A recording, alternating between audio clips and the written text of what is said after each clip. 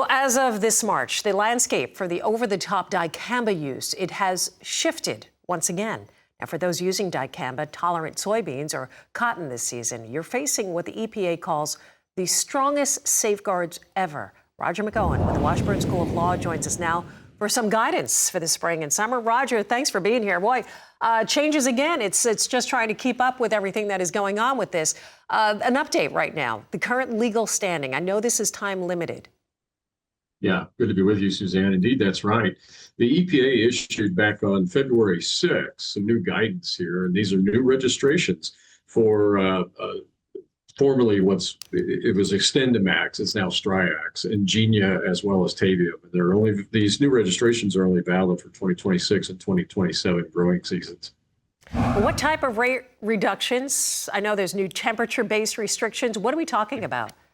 Well, the total amount of dicamba you can apply in a season has been basically cut in half compared to the 2020 label. So for a single application, it's a maximum of 1/2 pound acid equivalent per acre, and for the year it's one pound total.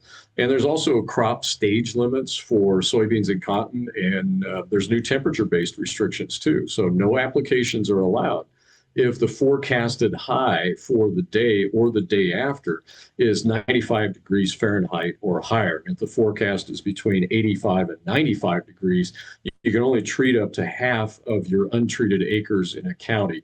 And then you're going to have to wait at least 2 days before treating the remaining 50%. And keep in mind, some states are more restrictive. Some states will have an absolute cutoff of 85 degrees Fahrenheit, regardless of the federal 95-degree limit. So we got to pay attention to those state restrictions too. I was going to ask you, this is really kind of different, goes from region to region, depending on where that farmer is, and waiting for these perfect temperatures as well. Drift mitigation, of course, this has always been an issue. Talk about how farmers can protect themselves here. What kind of documentation do they need to hold on to?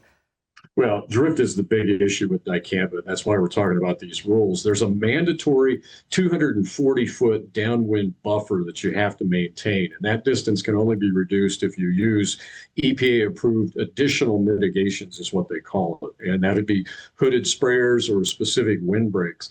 And your applications are only permitted when the wind is pretty low, between 3 and 10 miles per hour. And the spray height can be no more than 2 feet or 24 inches above the target, and the aerial applications remain strictly prohibited. Plus, there's additional tank mix requirements too. So I'm sure this all ties into the fact that growers have to implement a conservation point system to mitigate this runoff, protect local ecosystems. Right. How is this being enforced? And again, what can farmers do to avoid mistakes here? Well, you're right. Most fields have to achieve they have to come into play with this point system, and most fields must achieve 3 points from a menu of approved practices. So either you're putting cover crops on the ground, or you've got grass waterways, or you're using contour farming. So in the pesticide use limitation areas, you might be required to achieve a total of 6 points, but you can get 1 point simply by documenting your mitigation plan in your records, which is going to help you bridge that 3-point minimum that's in the rules. Well, they got to know their stuff, that's for sure. Roger, thank you for breaking that down. Always great information. I don't know how you keep it all together. Roger McEowen with the Washburn School of Law.